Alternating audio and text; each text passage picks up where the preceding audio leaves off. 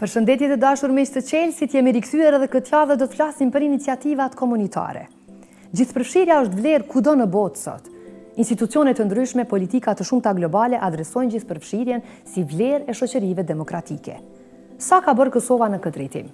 Korniza të shumta ligjore, qoftë nga kushtetuta dhe tutje, promovojnë gjithëpërfshirjen në të gjitha nivelet e qeverisjes në Kosovë. Por grupe të shumta komunitare sot mobilizohen sepse ndjehen të marginalizuara nga proceset e zhvillimeve. Do të kuptojmë për më shumë storjen e parë të këtyre lloj iniciativave komunitare dhe nevojave të tyre për të rikthyer në studio me një iniciativë këtu në Kosovë. Arkitektja dhe themeluesja e arkitekturës për një qëllim, Kathy Purple Cherry, është nëna e një djali me autizëm dhe njëkohësisht motra e një vëllau me Down syndrom. Ajo është e apasionuar për të krijuar hapësira të suksesshme për personat me nevoja të veçanta dhe po e përhap këtë klim në tërë vendin ku ajo jeton. Ajo ju jep të gjitha projekteve arkitektonike një qëllim, një sensitivitet unik për botën e njerëzve me nevoja të veçanta, duke krijuar një mjedis që i përkrah ata dhe u ndihmon atyre të bashkëveprojnë, të orientohen dhe të socializohen edhe në mënyrë vetanake. Dhe krejt kjo, fala asaj se ajo ndër vite ka punuar për të kuptuar botën e njerëzve të tillë. Personat me autizëm shpesh janë shumë të ndjeshëm për logjikën dhe lexueshmërinë e një ndërtese. Prej personave me dementia, arkitektët mund të mësojnë se si mjedisi i ndërtuar gjithherë ofron shënjues për orientimin tonë. Modele dhe materialet me ndjeshmëri të ndryshme kërkojnë një konsideratë të veçantë në procesin e dizajnimit të mjediseve për fëmijët dhe të rriturit me nevoja të veçanta. Për shumë nga personat me aftësi të kufizuara intelektuale, ngjyrat e hapura mund të ofrojnë një stimulim të suksesshëm dhe të ndikojnë në koncentrimin direkt. Modelet apo paternat mund të ndihmojnë njerëzve në orientim përgjatë hapësirës duke u perceptuar saktësisht vija e qarkullimit. Një hulumtim i bërësëvoni midis arkitektëve flaman në Belgjik sjell legjislacionin e qasjes për personat me nevoja të veçanta në listën e 10 aspekteve më irrituese për profesionin e arkitektit. Por si duket, arkitektët kanë haruar fare që ky legjislacion ka të bëjë me sigurimin e qasjes së barabartë të gjithë personave në këto ndërtesa dhe jo të stimulojë kreativitetin e dizajnerit apo kreativitetin e tyre. Shumë arkitektë ndjejnë se këto norma kufizojnë lirinë profesionale, duke thënë se nuk lën hapësirë që arkitekti të vijë me zgjidhje kreative. Por që kur qasja në hapësirat e ndërtuara është bërë diçka që përplas të kufizon lirinë e arkitektëve për të dizajnuar?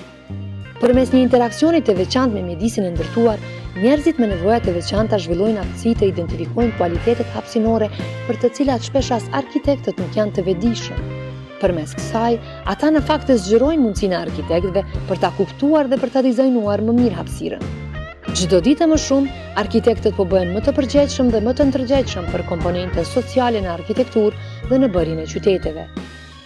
Fituesi i çmimit Pritzker në arkitekturë, arkitekti Shiger Uban, i përgjigjet 3 pyetjeve mbi barazinë sociale dhe arkitekturën, duke dhënë sfondin historik, nevojën për vetëdijsim dhe për ndryshim mentalitetin në lidhje me nevojat sociale, të cilat arkitektura duhet t'i ndjekë dhe t'i ofrojë, si dhe fokusin e vet tek të rinjët, të cilët përtej dizajnit nuk duhet haruar asnjëherë se po frymësojnë një mjedis për njerëzit.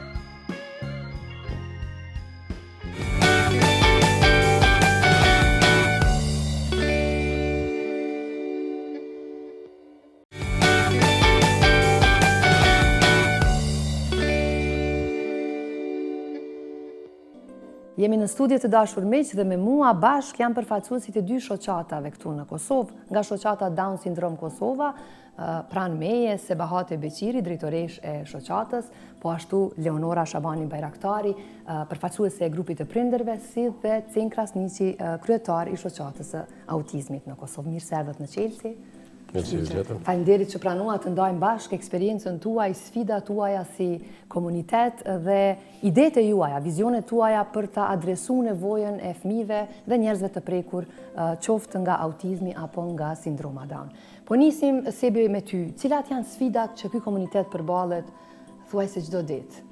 Qoftë në jetën e përditshme, në aspektin e shërbimeve, apo të qenit pjesë e jetës së përditshme?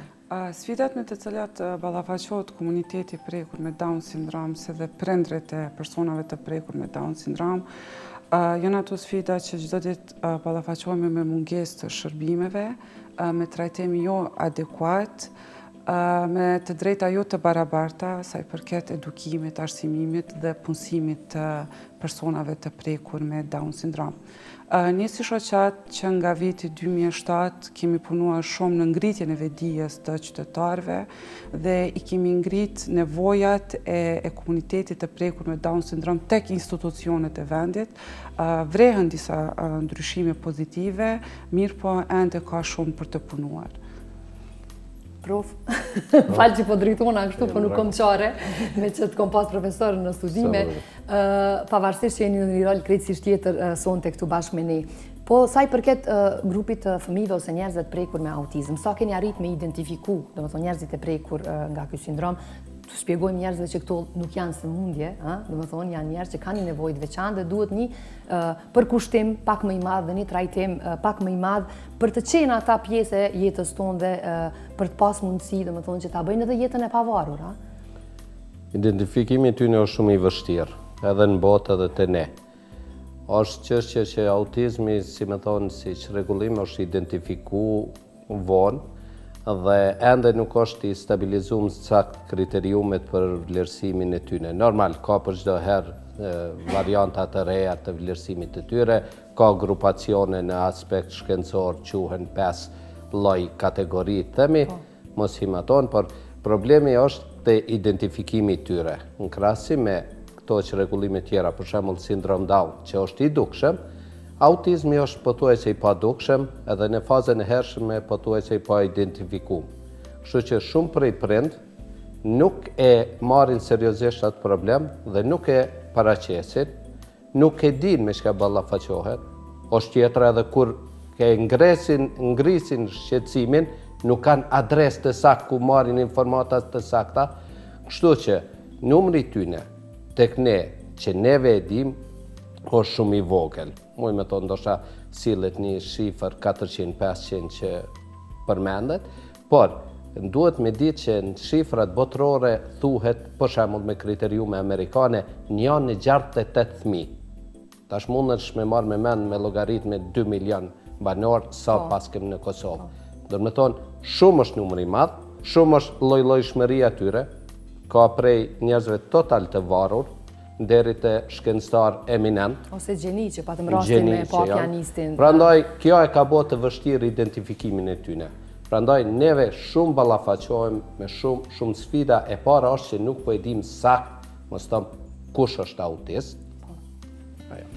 Leonor, me që jemi tek prindrit të cilët janë të parët, do të thonë që ballafaqohen me cilën do nevojë ose çrregullim qoftë shëndetësor apo i lindur gjenetikisht tek fëmijët, sa janë prindrit vigjilent ose të gatshëm të përballen, të jenë sinqert me atë se çka ju ka ofruar jeta dhe duke trajtuar fëmijën e tyre të jenë zëri edhe për fëmijët e tjerë dhe për prindrit e tjerë që ndoshta edhe nuk kanë njohuri, se kemi edhe raste kur edukimi mungon dhe njohuritë për këto lloj nevojash mungojnë. Për fat mirë, duke krahasu para viti 2007, se si ka qenë, domethënë popullata total ka qenë e pa informuar rreth sindromit Down, tashtive që kanë fillu prindrit edhe kërkojnë më shumë drejta dhe kërkojnë më shumë rezultate nga fëmijët e tyre. Kjo është, unë gjithmonë i them që kjo është një rezultat i organizatës Down Syndrome Kosova, që i kemi bërë prind për me besu në aftësitë e fëmijëve tyre. Para vitit 2007, domethënë gjithmonë po foli, para themelimit të organizatës Down Syndrome Kosova, prindrit kanë qenë të keq informuar nëse kanë lind një fëmijë me Down syndrom. Zakonisht duke fillu prej ginekologut apo neonatologut apo kush është ai i pari, po gjithashtu e marrin atë drejtën edhe infermierët mi fol lehonës për fëmijën e sajna. Edhe gjithmonë janë keq informuar dhe për ata ka ndodhur që shumica e nanave kanë rënë depresion prej lajmet që kanë marrën, prej keq informimit dhe domethënë çdo herë edhe kanë ndiku keq në atë dëshirën apo shpresën që e ka pas nana për 9 muaj rresht. Kurse tashti domethënë është pak më ndryshe, më herët në themelimin e organizatës e kemi pas problem kur kemi dashur me qit fëmijët nëpër billboarda me bën një lloj vetëdijsimi para qytetarëve. Dhe kemi pas që vetëm Jalta dhe Gencë kanë dalë nëpër billboarda se prindët e tjerë nuk dëshin që fëmijët e tyre dalin nëpër billboarda të shfaqen nëpër qytete dhe domethënë edhe nuk dëshin thjesht mu ekspozu. Gjithashtu edhe misionet e para si organizat, kur i kemi realizuar në për emisionet mëngjesit, kemi insistu që dhe fëmijët tonë tjenë në studia, që të di njertë se nuk dëshëm na që të folim këtë sindromi Down, kur ndështë e ka në shpi dhe nuk e din që ka fëmijën me sindromin Down. Dhe tashti, do më thonë gjithmonë mas viti 2007, thamë që është në bo një revolucion njerë zakonisht i madhë, ka ndryshu gjdo sen, dhe tashti mu pëlqenjë prindrit për shkak se shumica, do më thonë se nuk mojmë ishti gjithmonë 100%, për shumicave që kanë kërkojnë ma shumë rezultate për fëmijëve tyne dhe kërkojnë ma shumë për fëmijëve tyne, gjatë që kjo është një sukses ku ma herët nuk i kanë kërku, po gjithmonë i kanë anashkalu, kanë thonë nuk muj, nuk boj, dhe s'kan kërku kur gjë dhe nuk janë avancuas personat me Down syndrom. Si të adresojmë këtë nevoj në aspektin e përgjithshëm? Është vija institucionale, do më thonë në kuptimin e qeverisë së Kosovës, nivelli qendror, politikat, ligjet ndryshme që duhet të adresojnë nevojat e grupeve të marginalizuar ose të prekura me ndonjë nevojë të caktuar. E dyta, edukimi, që unë e shoh si dy vija paralele, edukimi edhe edukimi ynë, si të sillemi karshi këtyre njerëzve me këto nevoja, sepse kur këto janë të panjohura për ne, edhe ne kemi gjykime ose para gjykime ose çka do qoftë kur nuk njohim diçka dhe nuk e dim tamam se çfarë është dhe çfarë sjell ajo. Dhe e treta, edukimi faktikisht i kësaj anës që e folëm, do të thonë prindrit, ata që prekën direkt me këto sfida, si mund të arrijmë që përmes organizatave të komunitetit, do të thonë që ju keni fillu me vullnetin e mirë të disa prindve, tani jeni rrit dhe po rriteni çdo ditë më shumë, që në vija të ndryshme nga poshtë lart ose nga lart poshtë të ndikojmë edhe në kornizën ligjore, edhe në aspektin e edukimit, kurikulumet, programet të ndryshme që nga parashkollore deri te universiteti, do të thonë sa mund të bëjmë në këtë drejtim. Kjo vlen për gjithë, do të thonë nuk është e nevojshme të adresoj veç e veç. Sa i përket respektimit të drejtave, po flasëm përgjithësi të personave me aftësi të kufizuar në Kosovë, këto të drejta i garanton edhe kushtetuta e vendit, gjithashtu kemi edhe shumë ligje në fuqi që garantojnë edukim, arsimim dhe punësim për fëmijët me aftësi të kufizuar dhe për të rinjt me aftësi të kufizuar, ndërsa në realitet ndodh diçka krejt tjetër. Ne nuk jemi të kënaqur qoftë edhe si shoqat edhe si prind me implementimin e ligjeve. Ku janë sfidat? Më thonë, nëse shkolla hapet për t'i pranuar këta fëmijë, a ka nevojë edhe ai mësues ose edukator që të ketë njohuri edhe ai vet se cilat janë nevojat e këtyre fëmijëve, ti përkushtohet më shumë? Në fuqi ligjin për arsimin para-universitar, ku ligji shumë mirë thotë çdo shkollë duhet t'i ketë shërbimet psikosociale brenda shkollave. Gjithashtu kemi edhe një strategji për gjithëpërfshirjen e fëmijëve me nevoja të veçanta në edukimin dhe arsimimin e rregullt, një strategji 5 vjeçare, ku edhe ne si shoqat kemi dhënë një kontribut shumë të madh për hartimin e kësaj strategjie dhe objektivi dytë e kësaj strategjie është punësimi i asistentëve në bazë të nevojave të fëmijëve. Fatkeqësisht, prindrit janë ata që punësojnë asistente private brenda shkollave publike. Prap këtu jemi në kundërshtim me ligjin për arsimin para-universitar, sepse ligji thotë që personat privat nuk munden të jenë pjesë e shkollave publike. Mirë po më duket ne si prind kemi krijuar një komoditet tek institucionet e vendit dhe në këtë rast shkelet ligji, mirë po askush nuk bën zë, sepse prindrit janë ata që po paguajnë asistente dhe kjo situatë po ju ta quaj po ju konvenon institucioneve të caktuara. Më thonë, për te ligjit, thjesht dhe implikimeve të ministrive të ndryshme, qoftë ajo arsimit, e mirëqenjes, punës dhe mirëqenjes sociale, dhe ministrive të tjera, sa ndihet zëri juaj edhe në këtë drejtim që këto agenda të ndryshojnë? Ne gjithmonë përmes iniciativave të ndryshme avokuse, përveç iniciativave që kemi marrë për avokim edhe lobim për të drejtat e komunitetit me Down syndrom, ne si shoqat kemi ofruar edhe shumë trajnime sa i përket edukatoreve dhe edhe mësimdhënësve.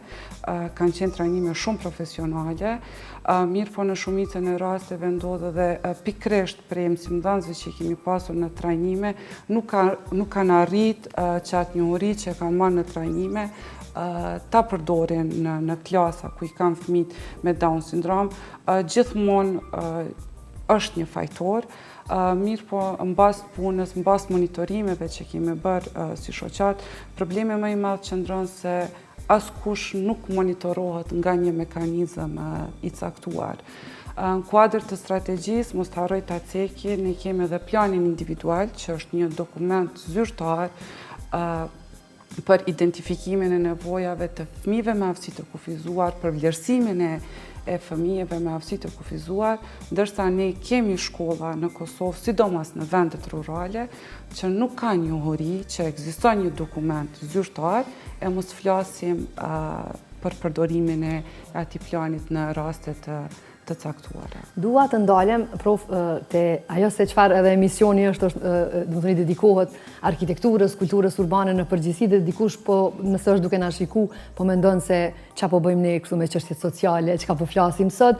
Gjithsesi, gjithë ky investim, qoftë kuptimin ligjor, qoftë edhe iniciativat e prindërve apo edhe organizatave të shoqërisë civile, është i pamundshëm nëse infrastruktura fizike nuk ekziston që qasja të jetë e barabartë, mundësia për lëvizje, për qasje në shërbime, për të punu dikun, nuk ekziston në kuptimin edhe fizik. Më thonë, objekte të cilat duhet sigurojnë që këta tri ose këta njerëz të prekur nga sindromat e ndryshme ose nga mungesat e ndryshme të kenë qasje dhe të jenë të lirë pa ndonjë mbikëqyrës të lëvizin. Mos t'i përmend, edhe objektet administrative, mas pari rampat, gjysma e tyre nuk i kanë fare, që është domosdoshmëri. E dyta, edhe po të kenë rampë, nuk kanë tualetet, cilat njerëzit me karroca ose njerëzit me nevojë të caktuar kanë mundësi me lëviz vetë. Do të thonë, gjithçka në kuptimin infrastrukturor mungon. Gjithsesi që mungon, prandaj edhe është iniciativa jonë e fundit në drejtim. Vetëm dasha me cek si raste që i kemi deri tani. Shkolla Ismail Qemali ka klasën e bashkangjitur, por ku është një numër shumë i vogël i fëmijëve, ku veprojnë vetëm 2 terapiste, ku kjo kërkon, autizmi kërkon që me punu një me një terapist një fëmijë, aty një terapiste punon me 4 fëmijë, kështu që nuk mundet kurse si me menaxhu. Prandaj si ide e mirë, por jo e realizuar që duhet, bukfalisht ka dështu. Prandaj neve kemi edhe shkollën përparimi, që mirët me nevojat e veçanta në përgjithësi, shkollë burimore, por nuk ka programe specifike për autizëm. Ndër me thonë fëmia atje trajtohet, si me thonë, me të njëjtat programe, si kur ai që është në kolica, si kur ai që është i verbër, si kur ky që është autist. Prandaj neve kemi pa nevojën shumë të madhe, që me pas një qendër, më së pari informative për prind, pastaj brenda saj t'i ketë fushat e ndryshme, ku në mes tyne ta ketë edhe qendrën për trajtim ditor, ku fëmija do të shkojnë dhe do të marrin mësimet e adekuate që duhet. Në njëjtën kohë kjo qendër duhet me lujt një lloj monitorimi ndaj klasëve tjera, se si qendër qysh e paramendojmë, hapësira do të jetë e pamundshme me i shërbyt të gjithë fëmijëve. Plus kemi fëmijë edhe në për regione, prandaj duhet me mendu edhe në ata, jo vetëm për fëmijët emin. Prandaj, është pa nevoja për krijimin e një qendre, një instituti, e normal që duhet edhe objekti, shumë funksional, në shumë dimensione, qoftë aspektin avokimit, trajnimev. Duhet me cek këtu që trajnimet, unë bile e thëmë, trajnimet ma shumë duhen mu bo me prind, se prindi është ai i cili jeton dhe duhet me eduku atë fëmijë krejt kohën, e pa u eduku prindi, nuk është as mundshme as trajtimi profesional i tyne. Normal që edhe profesionalisti është i domosdoshëm, por në kushtet tona ta kuptojmë. Në botë thuhet për shembull një prej programeve më të avancuar është ABA, puna një me një, dhe lypet 8 orë punë me fëmijë. Na çka mundem me afru vetit, kush mundet, është mas shumë të 1 orë, 2 orë me profesionaliste, ku janë orë tjera. Plus, duhet me ditë që profesionalistja mundet me realizu një sukses në vetën ka dalë, kurse prindi me prish atë sukses duke mos e përcjell ata. Prandaj, për punën me fëmijë duhet një punë ekipore, por normal që duhet me pas një qendër ku mirët edhe informimi, edhe trajnimi, edhe edukimi, edhe trajtimi, po. Po thëmë që ato 1 orë, 2 orë, 3 orë. Në për qendrat huaja, pra po thëmë, shteti pagun, kemi raste kombinimeve të ndryshme, kemi një rast për shembull në Angli me një qendër të cilin bashkëpunojnë, shteti e angazhon shoqatën që me trajtu një fëmijë. Do të thonë shteti e pagun shoqatën, e shoqata organizon në mënyrë profesionale trajtimin e tyre. Por fëmia që ndron 8 orë në qendër. Po. Me që ju keni pas iniciativat shumëta dhe janë shumë të dukshme këto ditët e fundit, qoftë nga shoqata për autizmin apo edhe shoqata Down syndrom, jeni bashkuar për të fuqizu nevojën e juj për të adresu më mirë edhe për të grumbullu më shumë akterë që kanë mundësi t'ju ndihmojnë në këtë vizion të uajin për fëmijët e prekur nga të dyja sindromet. Keni mbledhur mjaft mjete me aktivitetet e ndryshme, ndoshta nisi me Leonor me ty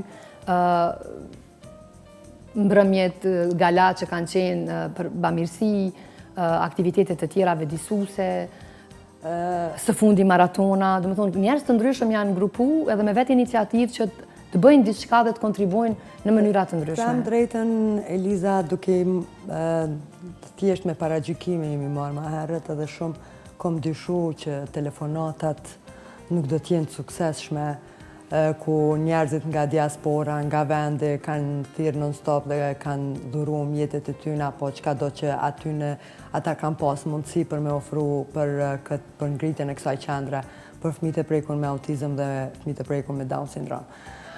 Dhe për fat mirë ka ndodhur e kundërta ajo, dhe është një gjë që me të vërtetë nesër... Domethënë ata që kanë thirrë dhe janë deklaruar zyrtarisht edhe lirisht e them, sa i përket për organizatën Down syndrom Kosova, 70% vetëm janë realizu, i presim edhe 30% që kur të gjenë kohën, momentin e duhur që do të munden me kontribu, ato që e kanë zotu për me mbajtën.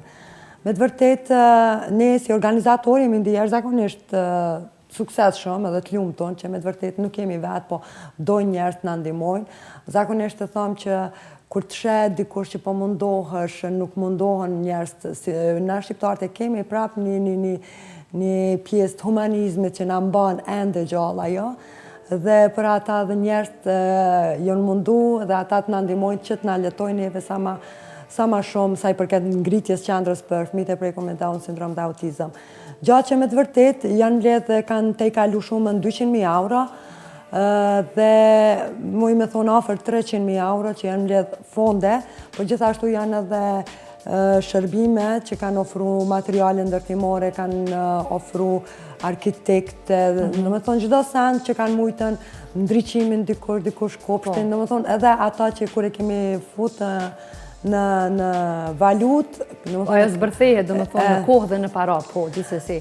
Dhe e ka arrit vlerën afër 300.000 euro. Gjatë që për neve, vetëm një donator që javlen ato dhe me përmend është Regji Gjakli, vetëm aj është një biznismen nga Amerika, shqiptar nga Amerika, i ka ofru 150.000 euro.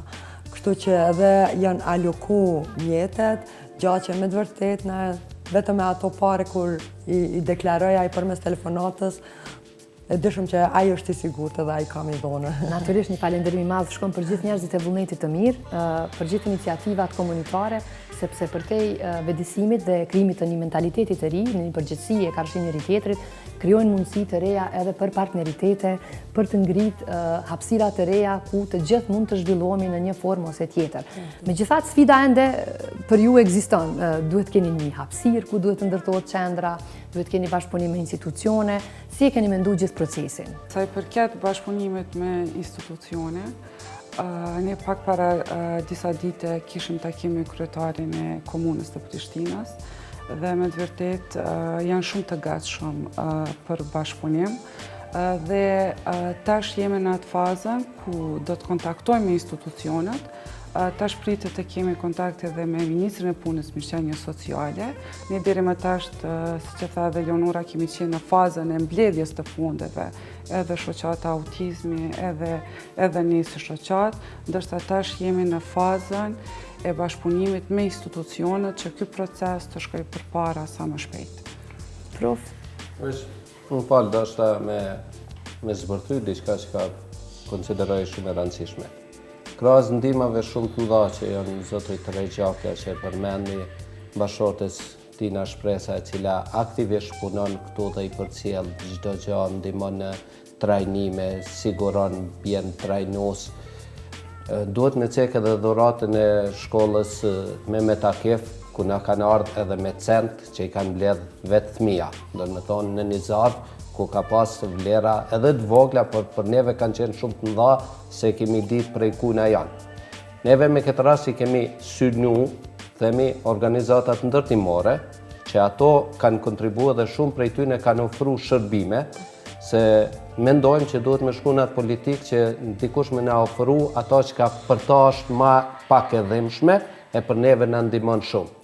E kemi rastin për shembull prodhues të çementos apo prodhues të bllokave na kanë ofruar një sasi të bllokave. Tregtarët e keramikës na kanë ofruar një sasi të keramikës.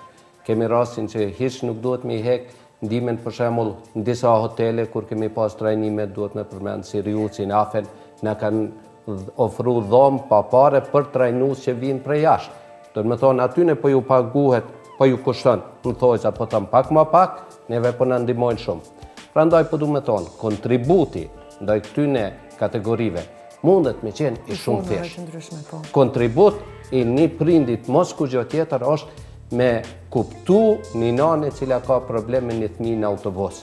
Në një restoran kur ule një sjellje e keqe një fëmije. Shkollat i përmendem, shumë shkolla kanë sfida, se kur donë me qu djalin atje, organizohen prind tjerë, thojnë nuk e dojmë një djal të tillë në klasë, apo tilla. Prandaj kontributi, po thëmë, nuk është vetëm financiar, sigur që në nevojitet, se duhet me cek që shërbimet e këtyne janë shumë shtreta, prandaj familjet janë shumë të godituna, po përpos kësaj ndihmet të cilën ju falenderojmë kush do të mundet me kontributi mundet me qenë edhe në mirësjellje. Edhe në ato që ka mundet dikush me sa më pak angazhim.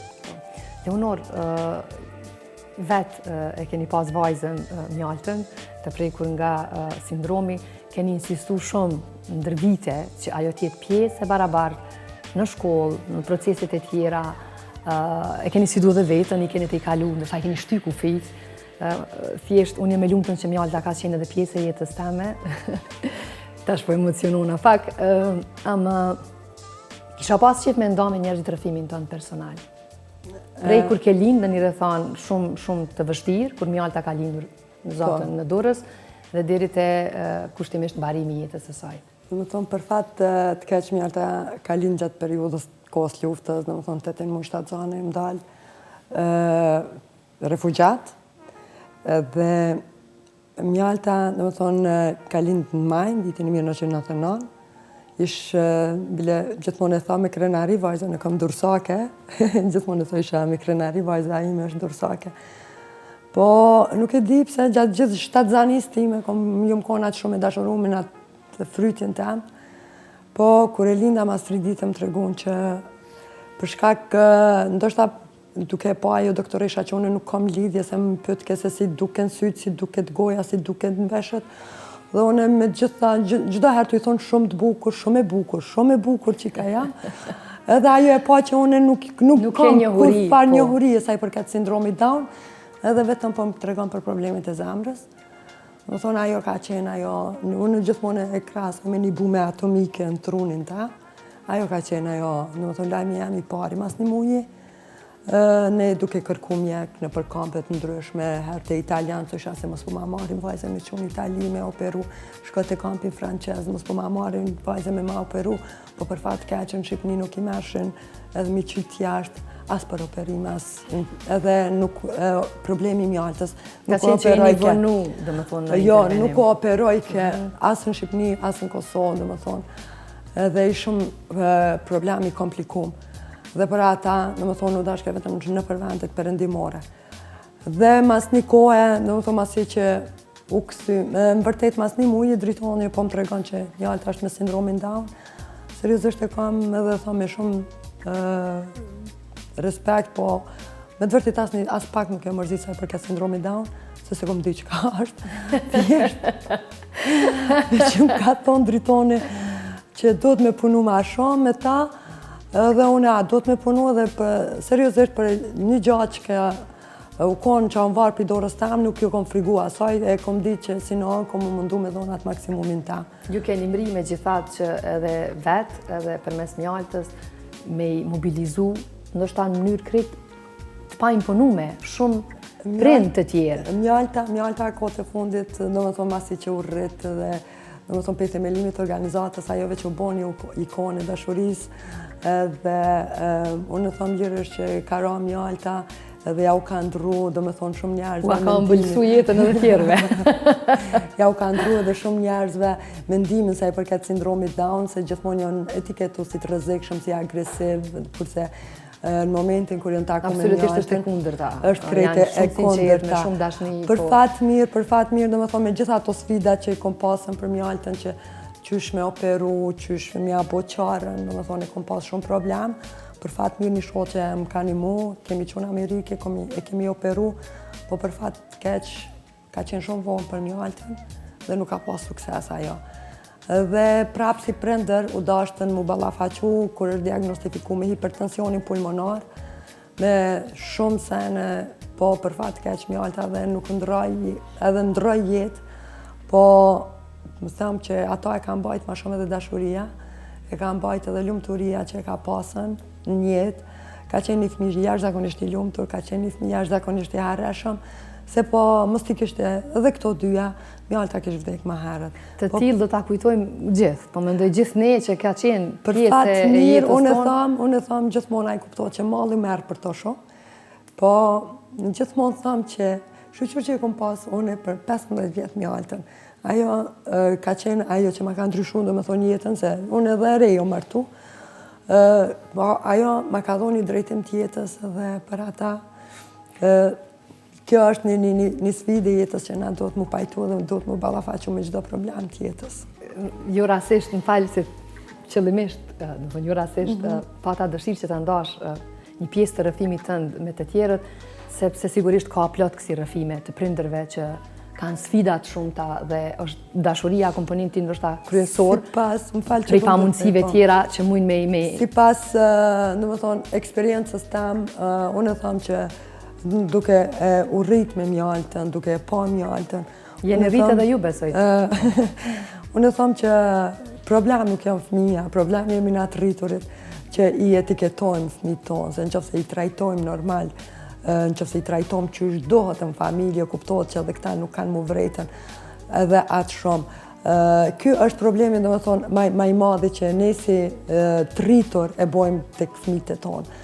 Nëse trajtohen gjithë fëmija njësoj, besoj që dhe ata tash kuptohet që asnjë edhe na këtu jemi të katërit nuk kemi aftësi njëjta, apo se cili kemi ato aftësitë e ndryshme, po tash unë nuk do me thonë që jam e pa aftë nëse nuk e kam arkitekturën edhe që s'kam lidhje me arkitekturën. Mendoj që kjo është momenti për te aftësive të theksuara ose të veçanta ose çka do qofshin ato, njerëzit të kuptojnë që e ndryshmja është bukuria. Edhe ato të ndryshme kur koekzistojnë, megjithatë mendoj që e bëjnë edhe më të bukur rrëfimin edhe jetën tonë. Nëse keni edhe diçka me shtu, se minutat na kanë shku, po unë. Neve sigurt kemi shumë për të thënë, por do ta kisha cek në këtë rast më ndërlidh, që këta fëmijë sjellin edhe begatin në shoqëri. Rasti konkret, unë guximi jam me çu djalin tim në shkollë, në klasë të rregullt, ka ndiku edhe të fëmijët të shokët e vet, aq mirë sa këtë vit ata kanë organizu vetë një iniciativë, kanë bërë një punim dhe kanë shku prej klasëve në klasa tjera duke e sensibilizu shokun e vetë të dashur. Edhe në teatr kanë marrë një emision shumë të mirë. Do të thonë, janë shumë të dashur, nëse nuk doj me izolu dhe me i trajtu ndryshëm. Edhe shoqënia fiton një përvojë të mirë, se tash të gjithë ata fëmijët asaj klase e din çka është autisti, e din ç'është mu sill me yllin, por e din ç'është mu sill edhe me një fëmijë tjetër, qoftë me sindrom Down qoftë. Bëhen më human, bëhen më të mirë kuptueshëm. Prandaj edhe më pak paragjykues. Ftesë për të gjithë prind. Po flas për autizëm se sidokudo sindrom Down i identifikohet. Mos i mbyllni fëmijët. Ekspozoni në shoqëni, mësoneni me të përditshmen, aq sa mundet kapacitetit, sikur të gjithë tjerëve që kemi një nivel të kapacitetit, edhe ata kanë një nivel. Shfrytëzojnë maksimumin e tyne, por mëkati më i madh ndaj tyne, ndaj familjarëve dhe ndaj shoqënisë vetë, se tek e fundit shoqënia është një familje madhe, është me i mshef këta fëmijë. Ose me i përjashtu, domethënë, nga jeta e përditshme. Faleminderit shumë, kënaqësi shumë që ju pata, shumë suksese me punët e ardhshme rreth qendrës dhe shumë shpresoj shpejt do ta prejmë shiritin e kuq. Dhe ju do të keni mundësi që bashkë edhe me prindër të tjerë dhe fëmijë të tjerë t'i adresoni nevojat e tuaja. Ndërsa ju të dashur miq na ndiqni në storyn e 2 që lidhet me maratonën e cila është organizuar pikërisht për të ndihmuar fëmijët dhe organizatat që preken nga autizmi. Arsyeja e mbajtjes së eventit 5 kilometra mini maratonës në qytetin e Prishtinës ka qenë përveç sensibilizimit të shëndetit në mesin e qytetarëve, do të thonë jetës së shëndetshme, edhe sensibilizimi i gjendjes së fëmijëve me autizëm, gjë që shumë pak ka qenë e njohur në mesin tonë. Pse në muajin prill është arsyeja e vetme, sepse muaji prill është muaji në cilin shënohen gjitha aktivitetet për autizëm, edhe gjitha aktivitetet humanitare të cilat unë e marr iniciativën me organizu kanë nga një kauzë, edhe kjo ka qenë e mbajtur në muajin prill, pikërisht kjo është edhe arsyeja pse është mbajtur në muajin prill. Çdo iniciativë që sensibilizon komunitetin është e rëndësishme në mënyrë që të solidarizohemi si shoqëri edhe të japim kontributin ton individual në rastet ku ka nevojë. E pikërisht kjo ka qenë në rastet e fëmijëve në gjendje të autizmit. Roli personave publik është i rëndësishëm për arsye se tërheqin vëmendjen edhe sensibilizojnë masën në mënyrë që t'jenë një shembull për gjithë komunitetin për me dhënë kontributin e vetë në çdo aktivitet të tillë. Është shumë e rëndësishme me qenë që në fillim vetëm 2 persona kanë besuar në idenë tem për me realizu këtë event. Ka qenë Visar Geci nga Gjimi, i cili ka sensibilizuar të gjitha palestrat për me qenë pjesëmarrës bashkë organizator, edhe Fisnik Ismail, i cili më ka ndihmuar në konceptin e marketingut. Ideja e tyre ka qenë që 500 persona janë të mjaftueshëm nëse përgjigjen, mirë po ajo ka kalu numrin në 5000 më tepër, do të thotë që qytetarët në raste të tilla kur jepet një porosi e lehtë e veçantë, gjithmonë jemi një popull që dim të përgjigjemi aty ku ka nevojë. Shumë e mbledhur është t'ju dhuru Asociacionit Nacional të Autizmit, i cili udhëheqet nga një grup profesionist i psikologëve, dhe ato mjete do të shfrytëzohen për trajtimin e fëmijëve me autizëm, për mbulimin e shpenzimeve për ata të cilët janë raste sociale që nuk kanë mundësi mu trajtu, njëkohësisht për blerjen e një aparatit që do të identifikon më herët gjendjen e fëmijëve me autizëm dhe nevoja tjera të cilat i ka ky asociacion. Patjetër, çdo vit është një traditë e imja që të jap kontributin tim si qytetaris që e ndi si një obligim personal, dhe varësisht nga muaji do të ketë edhe aktivitete me kauza të ndryshme.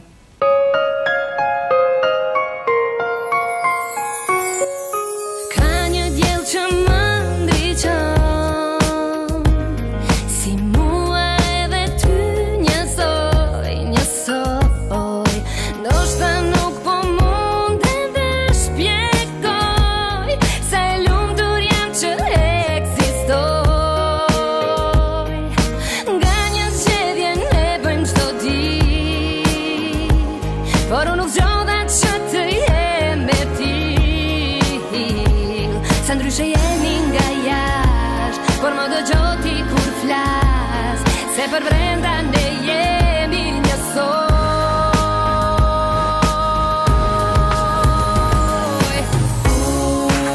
Unë jam njësoj si ti, as e shenë sytë e mi, kërkoj veç dashuri. Unë jam njësoj si ti, mos më shikon ndryshe ti.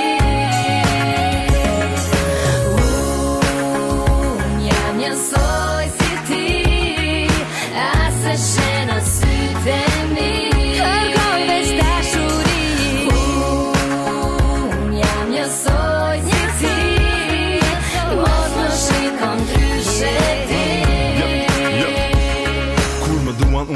kur ju duam përjetoj, çdo gjë që kam jeni ju. Më besoni ju besoj, më ndihmoni ju ndihmoj, sepse çdo gjë që kam jeni ju. Fati im është pjesë e kësaj bote, dua një jetë sikur jeta jote, dua dashuri çdo herë e më shumë, si do duke bota nëse aty nuk jam unë. Dua vetëm të më kuptosh, bashkë me mua ti të rrugtosh, draposh. Dua të buzëqesh e të mësoj, jetën time ta gëzoj. Nuk kërkoj mëshirë, por mirë kuptim, dhe dua të më duash ti të tillë, se ndryshe jemi nga jashtë, por më dëgjoj ti kur flas, se për brenda ne jemi njësoj.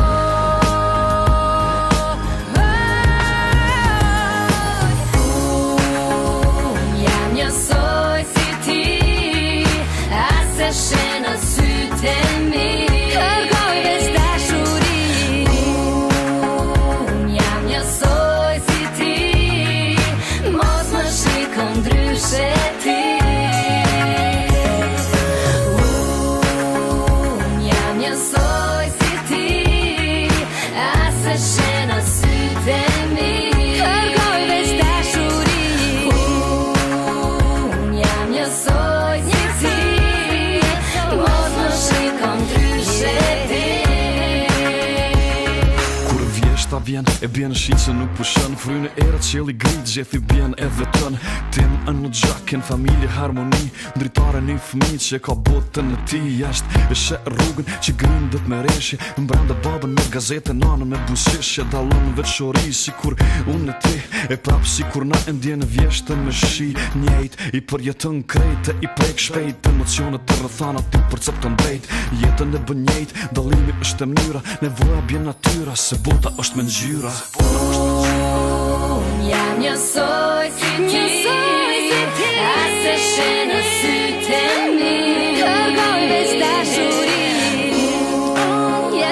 Jam njësoj si ti, mos më shiko ndryshe ti. Unë jam njësoj si ti, as e she në sytë e mi, kërkoj veç dashuri. Unë jam njësoj si ti, mos më shiko ndryshe ti.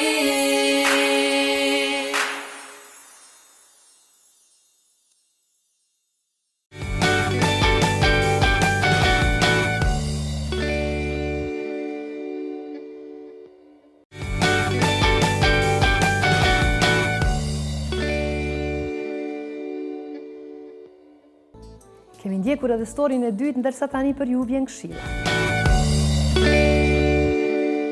Përshëndetje shiques të emisionit Chelsea, unë jam Besa dhe këshilla për sonte ka të bëjë me atë se si të dekoroj me jastek.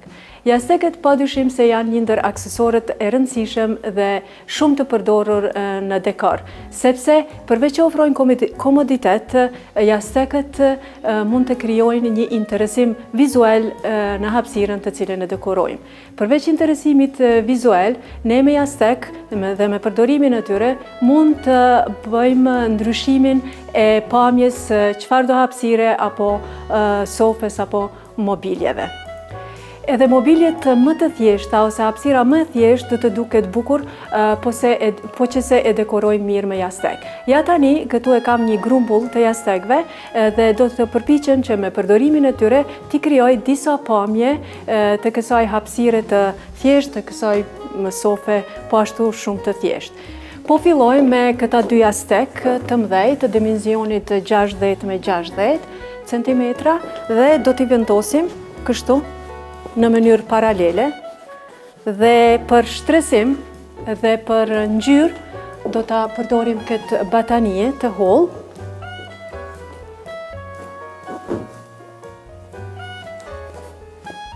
Dhe kështu në mënyrë instante e ndryshum pamjen e kësaj sofe. Do me thonë, me këta dy jastek e kryum një pamje sa të thjesht, po aq edhe elegante.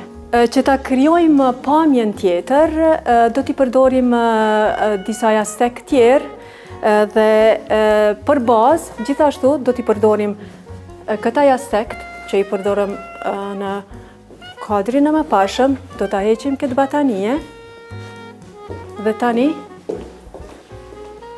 i vendosim këta jastek me të punuar me litar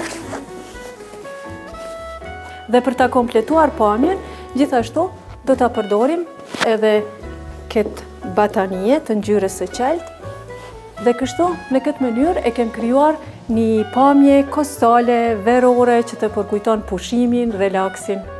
Për pamjen e tretë, gjithashtu do t'i ripërdorim këta jastekët e mdhenj dhe tani do t'i fusim pak ngjyrna kësaj sofe këtu, duke i përdorur këta jastek me plot ngjyrna.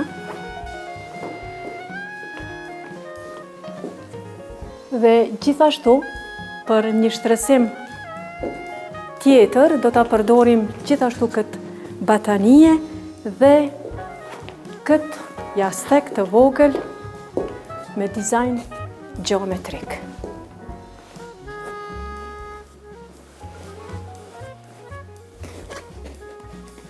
Ja pra se si me përdorimin e jastekëve të ndryshëm, e ndryshuam dhe i dham pamje krejtësisht tjera këtij kandi dhe kësaj sofe.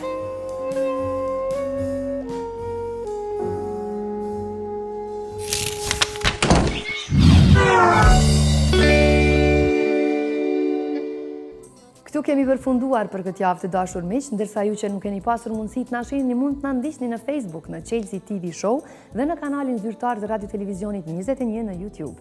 Mirupafshim.